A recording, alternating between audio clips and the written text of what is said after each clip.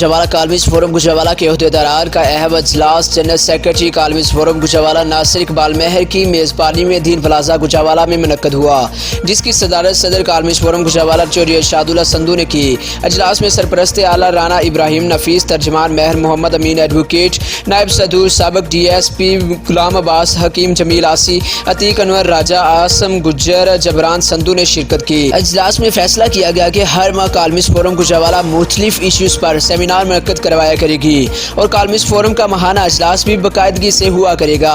Columnist forum کی membership open کی گئی ہے۔ جو بھی کالم نگار اخبارات میں کالم لکھ رہے ہیں وہ کالمسٹ فورم گجرانوالہ کے ممبر بن سکتے ہیں، جبکہ 17 دسمبر بروز منگل کو 10 بجے صبح گجرانوالہ میں نئے تعینات ہونے والے سی پی او گوہر مشتاق بھٹا سے کالمسٹ فورم گجرانوالہ کے عہدیداران کی پہلی باضابطہ تعارفی میٹنگ کمیٹی روم سی پی او آفس گجرانوالہ میں منعقد ہوگی، جس میں صدر کالمسٹ فورم گجرانوالہ چوہدری ارشاداللہ سندو سی پی او گجرانوالہ گوہر مشتاق بھٹا کو کالمسٹ فورم گجرانوالہ کی طرف سے یادگار شیلڈ پیش کریں گے۔